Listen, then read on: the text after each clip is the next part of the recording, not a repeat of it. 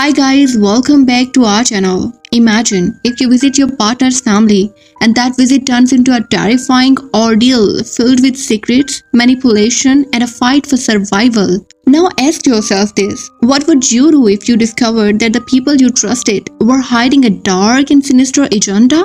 Join me as we delve into the gripping plot of Get Out and explore the lessons it teaches about trust, identity, and the chilling realities of racism. Are you ready? Let's start it. In the beginning of the movie, we are shown a black man walking alone in a quiet neighborhood. Suddenly, a suspicious white car approaches him.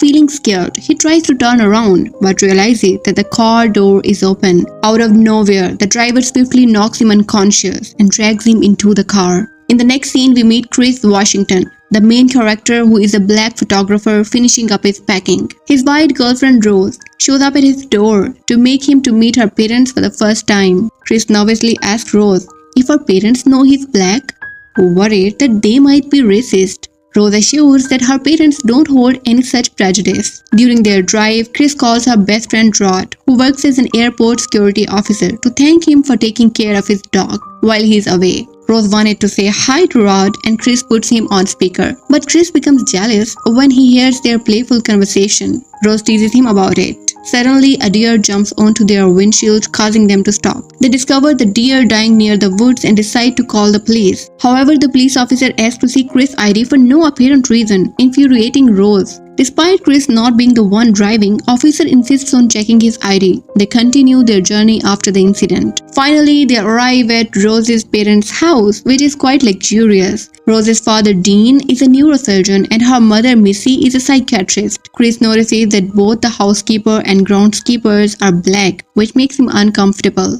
Dean explains that they used to work for his parents and he couldn't let them go after their passing. They all gather on a porch for a chat and the parents mention that they are hosting a house party the next day. Chris' mother's death and his smoking habit briefly comes up, and Dean suggested that Chris try Mrs. Hypnosis therapy to quit smoking. During the conversation, the housekeeper Georgina pours them tea, but her behavior seems strange, showing both happiness and stress. Missy rudely sends her away. Their conversation gets interrupted by Jeremy, Rose's younger brother, who arrives home from med school. Over dinner, Jeremy tells an embarrassing story about Rose from high school, while the housekeeper lurks in the background. The atmosphere becomes tense as Jeremy starts discussing physical strength and challenges Chris to a fight due to stereotypes about black people. Thankfully, the parents intervene and prevent any escalation. When Chris and Rose are alone in her room, Rose expresses her frustration about her family's weird behavior and racist behavior throughout the day. She apologizes to Chris for not expecting them to act that way. Later that night, Chris can't sleep and goes outside to smoke. Within moments, he encounters Walter, the groundskeeper, running towards him, but the man runs past him. He then sees Georgina looking at her reflection in the window, seemingly unaware of his presence. Upon returning inside, Chris finds Missy in the therapy room, drinking tea, and decides to join her there. Missy starts questioning Chris about his smoking habit and offers him the therapy. While stirring the tea, the scraping sound affects Chris, and she starts asking intrusive questions about his mother's death. Reluctantly, Chris answers due to the sound, and Missy continues probing into his traumatic past. Chris begins to cry and feels paralyzed as Missy utters the word sink, making him feel like he's sinking in his own mind. He wakes up in Rose's bed, dismissing it as a nightmare.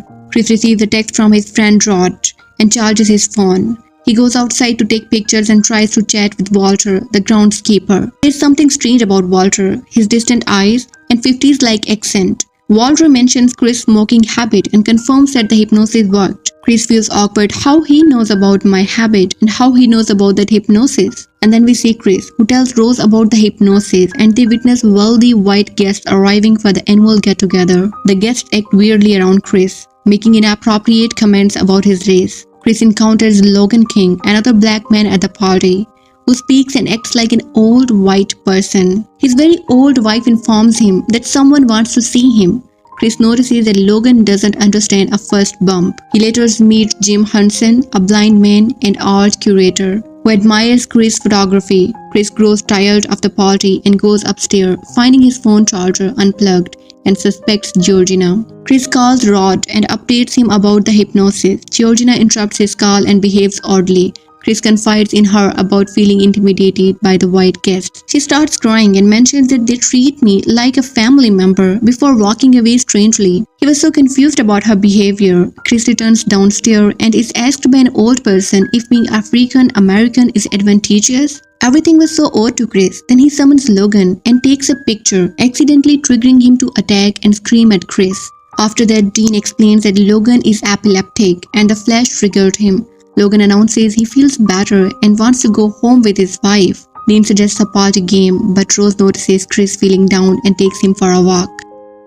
During Chris and Rose's absence, a strange auction takes place among the family and guests, with Chris as the prize. Jim Hudson, a blind man, turns out to be the highest bidder. In the woods, Chris confides in Rose about feeling strange since the hypnosis and recognizes Logan during his freak-out. He expresses his desire to go home and Rose agrees to return in the morning. As they walk back to the house, it's dark and the remaining guests are leaving. Alone in Rose's room, Chris sends the picture of Logan to his friend Rod, who recognizes him as Andrew Hayward. Chris panics when he learns about the name change and Andrew's relationship with an old woman. But due to low battery, their conversation cannot proceed further. Realizing something is wrong, Chris tells Rose they must leave immediately. Rose agrees but needs to retrieve her bag first. While alone, Chris opens a closet and discovers pictures of Rose with several black men, including Walter and Georgina too. It turns out Chris isn't Rose's first black partner. Suddenly, Rose returns unable to find her car keys. To save time, Chris urges Rose to go downstairs, but Jeremy blocks the front door and Missy stands in the foyer with her tea. Sensing tension, Chris asks Rose to find the keys. Dean enters the room and talks about the brilliance of the white mind, unsettling Chris. Losing patience, Chris yells at Rose to find the keys. Jeremy playfully swings its stick at him while Missy and Dean surround him. In the midst of the chaos, Rose reveals that she is a part of her family's plan. When Chris lunges at Jeremy, Missy taps her teacup, hypnotizing him again. Helpless, Chris watches as the family takes him to the basement. Meanwhile, Rod grows worried in the city.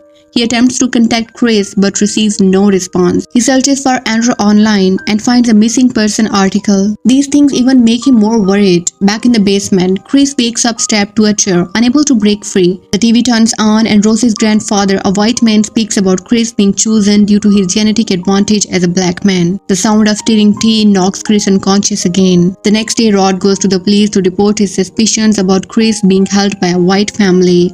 But the police dismisses him. Worried, Rod calls Chris again and Rose answers, pretending Chris left in a cab. Rod sees through her lies. When he starts recording the call, Rose deflects by insinuating Rod's attraction to her, unsettling him and leading him to hang up. Meanwhile, Chris wakes up once more in the basement where blind John Hudson appears on the TV. He calmly explains a surgical procedure will take place, transplanting his brain into Chris' body.